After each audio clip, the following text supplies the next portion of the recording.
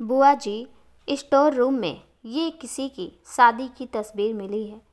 इसमें ये महिला तो मम्मी जी जैसी लग रही हैं, लेकिन पुरुष तो पापा जैसे नहीं लग रहे। अविका ने अपनी बुआ सास से पूछा, सच कहती है तू, ये तेरी सास सरगम ही है? दयमंती बुआ बोली। और ये कौन है? अविका ने पूछा। ये तेरे पहले ससुर हैं, दयमंती बुआ बोली। तो क्या मम्मी की 2 शादियाँ हुई थी?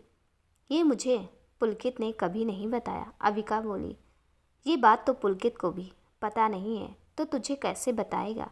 दयमंती बुआ बोली। मुझे कुछ समझ नहीं आया बुआ जी, अविका बोली। वो ये कि तेरे ससुर कमलेश्वर सरगम के दूसरे पति थे। ये बात तीनों बच्चों में से किसी को नहीं पता, दयमंती बुआ बोली। लेकिन क्यों? अविका ने पूछा। क्योंकि कमलेश्वर नहीं चाहता था कि कोई बच्चों से ये कहे कि वो उनका दूसरा बाप है, दयमंती बुआ बोली। आप पूरी बात बताइए ना बुआ, ऐसे बात को गोल गोल मत घुमाइए, अविका बोली। तू क्या सरगम और कमलेश्वर की ज़िंदगी के बारे में सुनना चाहती है? दयमंती बुआ बोली। जी बुआ जी, मुझे भी जानना है आखिर पूरी बात क्या है, अविका बोली।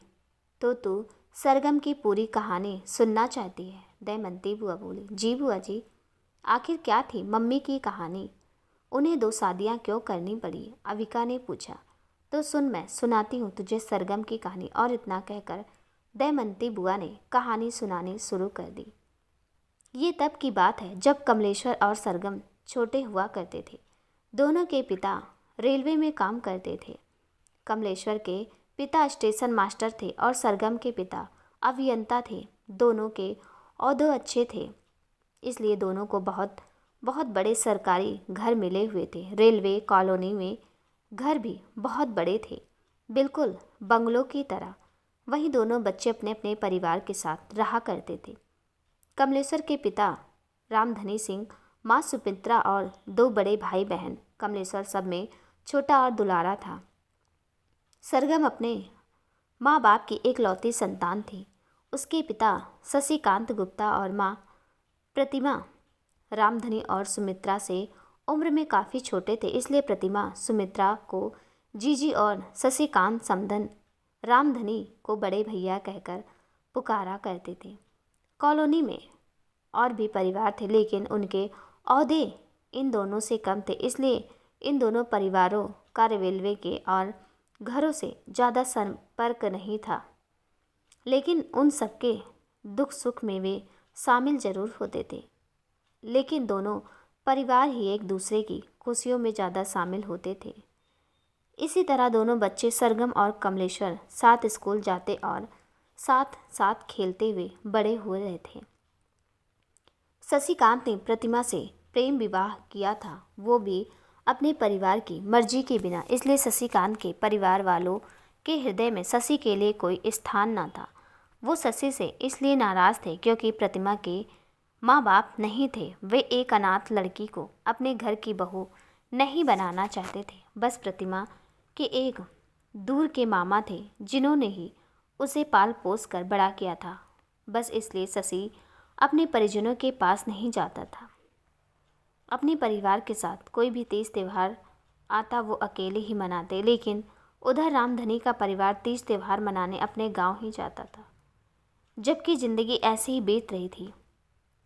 सरगम और कमल के बीच भी दोस्ती और झगड़े चलते रहते थे।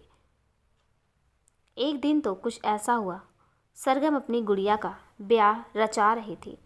उसने मोहल्ले की और भी लड़कियों को शादी की दावत में बुलाया था। गुड़िया उसकी थी और दूल्हा किसी और लड़का का था। लड़कियों का खेल था, इसलिए उसने कमलेश्वर को बुलाना उचित नहीं समझा।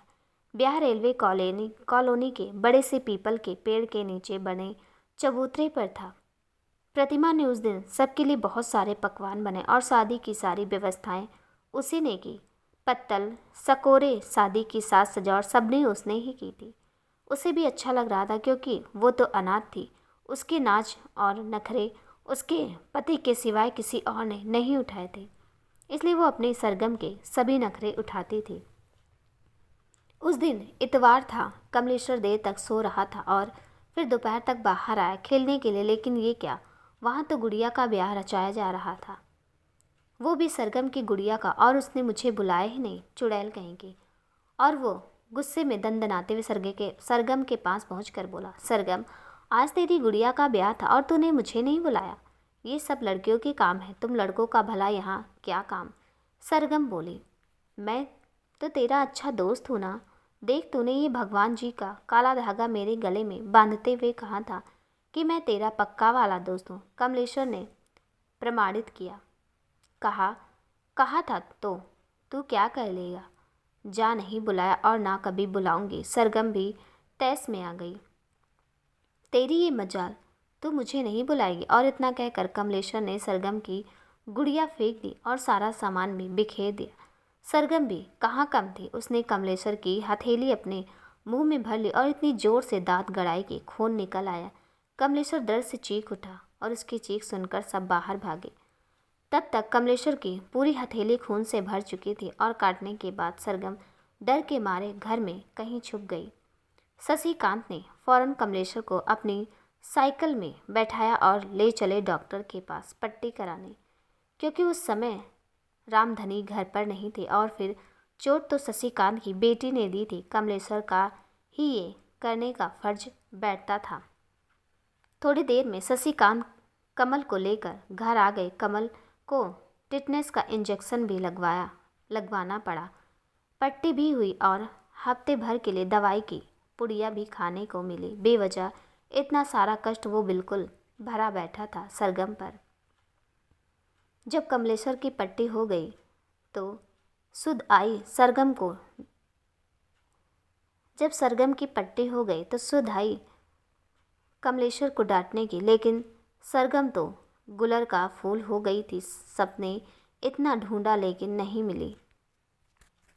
अब तो प्रतिमा रोने को हो गई और कमर पर हाथ धरकर बैठ गई। उसे लगा ऐसा ना हो कि उसकी बच्ची डर के मारे किसी रेल में बैठकर कहीं चली गई हो।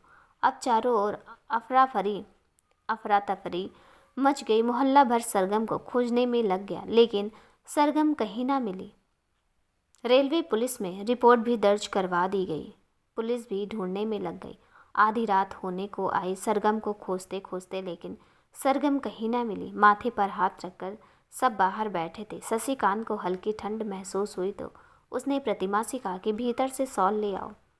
प्रतिमा भीतर शॉल लेने पहुंची। उसने कपड़ों की बड़ी सी टोकरी को टटोला तो सरगम उन्हीं कपड़ों के बीच में घुसी सो रही थी। जैसे प्रतिमा ने सरगम को देखा तो मारे खुशी के चिल्ला उठी, मिल गई सरगम, सरगम मिल गई।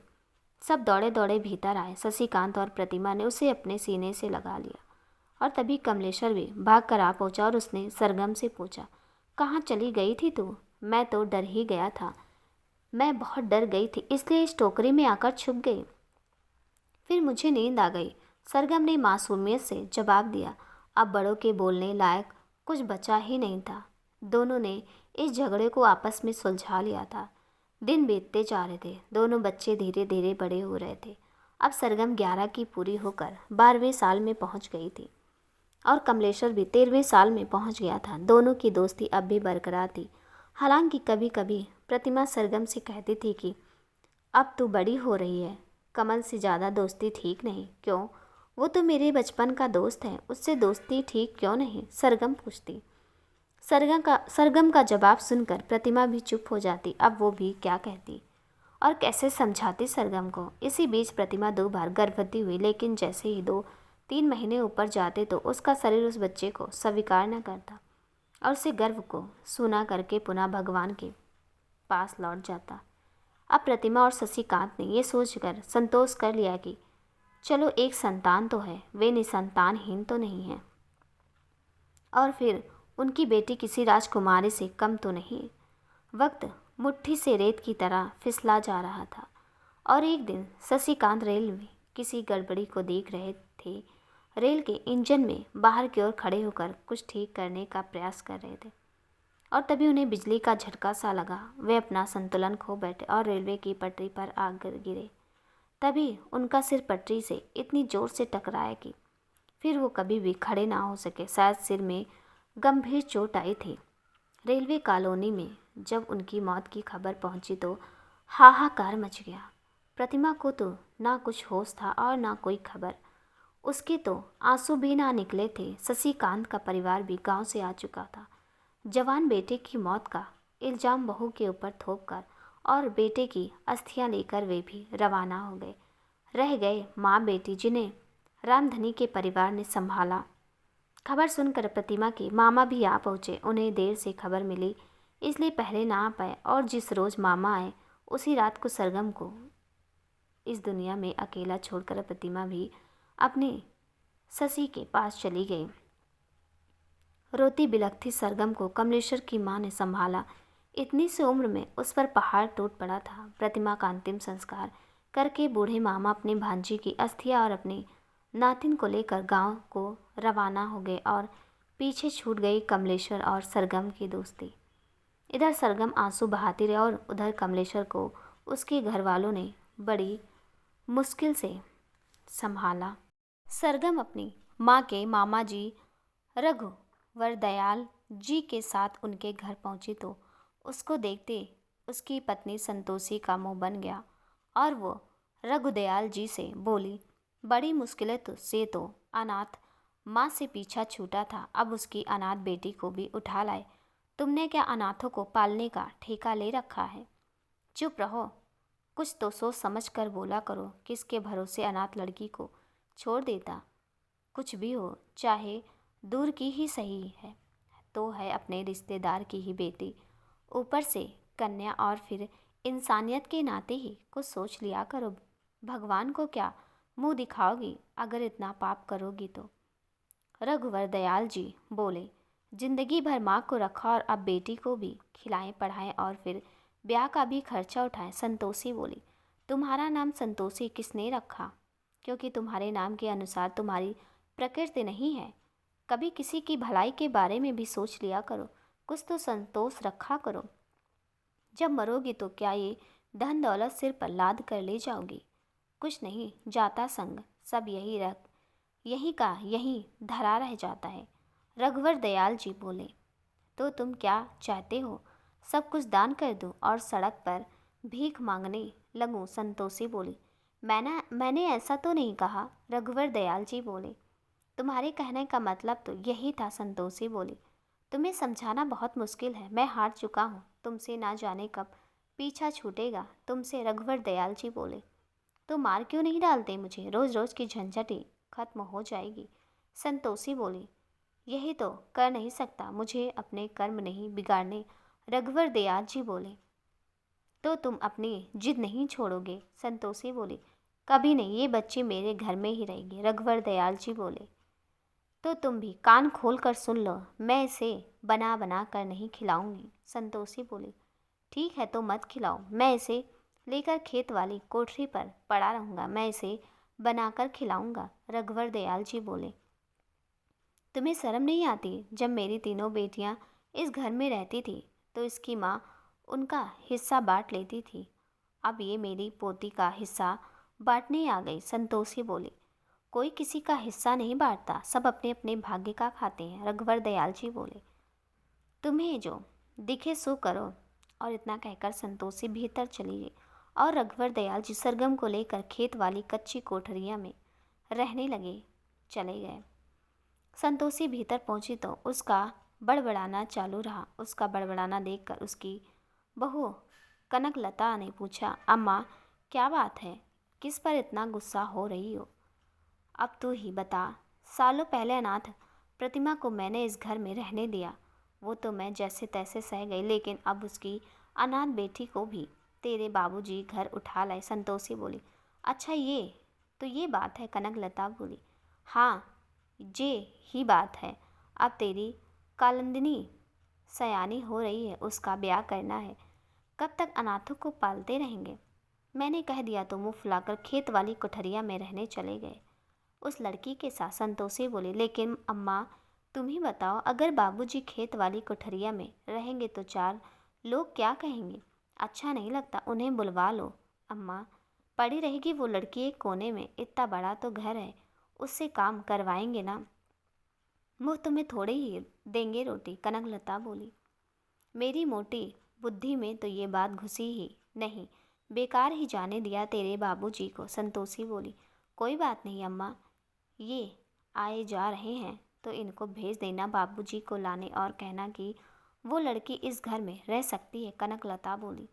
हाँ यही सही रहेगा, दिनेश को आ जाने दो, वो ले आएगा तुम्हारे बाबूजी को, संतोषी बोली। लो अम्मा, हो गई ना समस्या हल, तुम फालतू में परेशान हो रही थी, कनकलता बोली।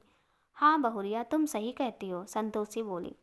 और फिर जब दिनेश घर लौटा तो संतोषी ने फौरन ही उसे रघुवर दयाल जी को लाने भेज दिया। रघुवर दयाल जी सरगम के साथ घर आ गए। संतोषी ने कनकलता को समझा दिया कि भला इसे बचा कुचा बासी खाना ही मिले, मिठाइयाँ और घी की तो ये लड़की शकल भी ना देख पाए। जब ये काम कर ले तभी इसे खाना को दो। महारानी नहीं है कहीं की। सास की सभी हिदायतों पर कनकलता ने हाँ में मुहर लगा दी, लेकिन वो सास के बताए हुए रास्तों पर ना चलती। उसे लगता कि जैसे उसके लिए उसकी बेटी कालिंदी है, वैसे ही ये मेरी वैसी भी है, बेचारी अनाथ है, किसी का क्या बिगाड़ सकती है, बिगाड़ तो सब कुछ इसका गया है। लेकिन जब सास सामने होती तो उससे मजबूरी में काम करवा लेती और सास के इधर उधर होते ही सारा काम खुद कर लेती। सास की नज़रों से बचाकर उसे छुप छुप कर बढ़िया बढ़िया चीज़ें खिलाती। सरगम भी मामी को चाहने लगी थी। संतोषी से छुप छुपा कर कनकलता कभी कभी सरगम के बालों में तेल लगाती, उसके बाल बनाती, सिर पर ममता भरा हाथ फेर देती। लेकिन वो संतोषी के सामने कभी भी जाहिर ना होने देती कि वो सरगम को चाहती है। सरगम के दिनेश मामा भी उसके लिए कपड़े ला देते, उसकी ज़रूरत का सामान ला देते। दिनेश ये भी सोचा कि कालिंदी की तरह सरगम भी फिर से स्कूल जाना शुरू कर दे, लेकिन संतोषी इस बात के लिए कतई राजी ना हुई। इसलिए सरगम 8वीं के बाद आगे पढ़ ही नहीं पाई। लेकिन वे कमलेश्वर को तो जैसे भूल सी गई थी। और इधर कमलेश्वर के मन में अभी भी सरगम की यादें जिंदा थी। वो उसकी तस्वीर लेकर उसके सामने खड़े होकर घंटों बात करता। सरगम के जाने के बाद उसने खेलना कूदना काफ़ी कम कर दिया था। जब उसकी माँ कहती या परिवार का कोई सदस्य उसे बाहर जाकर खेलने को कहता तभी वो बाहर जाता। ऐसा लगता था कि जैसे उसका बचपन सरगम के साथ ही चला गया हो। उसे अपनी ज़िंदगी रूखी सी लगने लगी थी। बस वो जी रहा था, लेकिन पढ़ाई पर वो अब भी ध्यान दे रहा था और स्टेशन पर जाकर घंटों बेंच पर बैठकर रेलगाड़ियों को जाता आता देखता रहा था। उसे अब भी आशा थी कि एक न एक दिन सरगम जरूर लौटेगी। समय यूं ही बीतता जा रहा था। कालिंदी ने अब 12वीं पास कर ली थी और वो 18 साल की हो चुकी थी। अब संतोषी को कालिंदी के ब्याह की फिक्र सताने लगी। इधर सरगम कालिंदी से छोटी थी, वो अब 16वीं में लग चुकी थी। रघुवर दयाल जी ने अब कालिंदी के लिए रिश्ता ढूंढना शुरू कर दिया और उन्हें एक बहुत अच्छा रिश्ता मिल गया। रघुवर दयाल जी और दिनेश लड़के वालों के घर जाकर सब कुछ देख भी आए थे। उन्हें लड़का और परिवार दोनों जच गए। इधर सरगम अभी भी अल्हड़ थी, छोटे बच्चों की तरह हरकतें करती। घर के कामों से फुर्सत हो जाती तो पेड़ों पर चढ़कर कहीं आम तोड़ने भाग जाती तो कहीं अमरूद, और रोज किसी न किसी से झगड़ा मोल लेकर आती। जब संतोषी को उल्हाना मिलता तो वो उसके खून की प्यासी हो जाती और अकबर दयाल जी से कहती, देखो मैंने कहा था ना कि इस लड़की को मत रखो, दिन भर आवारा की तरह घूमती है, ना काम की ना काज की, बस मुफ्त का खाने को दे दो। नानी उसने पहले से मेरे बाल घसीटे थे तो मैंने भी गाल पर थप्पड़ धर दिया। सरगम बोली, देखो तो कितना बोलती है, गलती भी की और ऊपर से चिल्ला भी रही है। इतनी बड़ी हो गई है, ऐसा नहीं कि घर में रहे शरीफ लड़कियों की तरह बस दिन भर इससे झगड़ा उससे झगड़ा, इसके सिवा इसको कुछ नहीं आता। संतोषी बोली, अच्छा सरगम बेटा पूरी बात बताओ। रघुवर दयाल जी ने पूछा। नाना जी, उस माधव ने मेरे सारे अमरूद छीन लिए, मैंने बड़ी मेहनत से तोड़े थे, मैंने उसे मना किया तो उसने मेरे बाल पकड़ कर खींच दिए, तो क्या मैं चुपचाप सहती? सो मैंने भी थप्पड़ धर दिया, वो सह नहीं पाया तो मैं क्या करूं? और वो रोता हुआ अपने घर चला गया। घर जाकर माँ से शिकायत की होगी तो उसकी माँ दंदनाते हुए नानी के पास आ गई। उल्हाना लेगी। सरगम बोली। सरगम की बात सुनकर रघुवर दयाल जी हंस पड़े। रघुवर दयाल जी का हंसना देखकर संतोषी चिढ़ते हुए बोले, और चढ़ाओ खोपड़ी पर, अगर ऐसी हरकतें रही तो कल को ब्याह होना मुश्किल हो जाएगा, फिर जिंदगी भर मेरी छाती पर मूंग दलती रहेगी। अरे भाग्यवान बच्ची है, आ जाएगी समझ। रघुवर दयाल जी बोले, मुझे क्या लेना देना, जब ब्याह नहीं होगा तो तुम ही कहोगे। इतना कहकर संतोषी भीतर चली गई। तब रघुवर दयाल जी सरगम से बोले, जाओ बिटिया, तुम भी भीतर जाकर जरा अपना हुलिया ठीक कर लो। जी नाना जी, अभी जाते हैं। ऐसा कहकर सरगम भीतर चली गई। ऐसा अक्सर होता ही रहता था सरगम के साथ, किसी से लड़ाई, किसी से झगड़ा, किसी से मार कुटाई। संतोषी आकर रघुवर दयाल जी से शिकायत करती तो वो ज़्यादा ध्यान नहीं देते। उन्हें अब इन सब की आदत जो पड़ चुकी थी। अब कुछ दिनों बाद कालिंदी को वो परिवार और लड़का देखने आया। कालिंदी उन सबको पसंद आ गई और 2-4 महीनों के बीच में ब्याह भी पक्का हो गया। जेठ मास में ब्याह होना तय हुआ। जोर शोर से सब ब्याह की तैयारियों में लग गए। जब ब्याह के 15 दिन रह गए तो रिश्तेदार भी आने शुरू हो गए। बहुत सालों बाद घर में ब्याह का अवसर आया था। रघुवर दयाल जी की सबसे छोटी बेटी के ब्याह के बाद तो वो किसी भी रिश्तेदार को न्योता देना ना भूले। उन्होंने अपने पुराने मित्रों को भी न्योता दिया। फिर एक रोज़ कालिंदी दोपहर के समय किसी आम के पेड़ पर चढ़कर आम तोड़ रही थी। उसके हाथ में 2-4 आम थे। तभी उसके हाथ से एक आम छूटकर पेड़ के नीचे गुजर रहे बुजुर्ग पर जा लगा। उन्होंने अपना सिर उठाकर ऊपर देखा तो वहाँ सरगम थी। उन्होंने कहा, ए लड़की, नीचे उतर, नहीं आती क्या कर लोगे। सरगम बोली, बड़ों से ऐसे बात करना सिखाया है तेरे माँ बाप ने। बुजुर्ग बोले, मेरे तो माँ बाप ही नहीं हैं। सरगम बोली, सच कहती हो। बुजुर्ग ने पूछा, जी बिल्कुल सच, मैं झूठ नहीं बोलती। सरगम बोली, अच्छा नीचे आ जा बिटिया, मैं कुछ नहीं कहूँगा। बुजुर्ग बोले, ठीक है आती हूँ, नीचे डांटना मत। सरगम बोली, ठीक नहीं डांटूंगा बिटिया, आ तो। बुजुर्ग बोले और सरगम पेड़ से नीचे उतर आई। दोस्तों, कहानी कैसे लगी कमेंट में ज़रूर बताइएगा और कहानी का अगला भाग देखने के लिए प्लीज़ चैनल को सब्सक्राइब कर दीजिएगा, साथ में बेल आइकन भी प्रेस कर दीजिएगा ताकि मेरी आने वाली हर वीडियो का नोटिफिकेशन आपको मिल जाए। तब तक के लिए नमस्कार।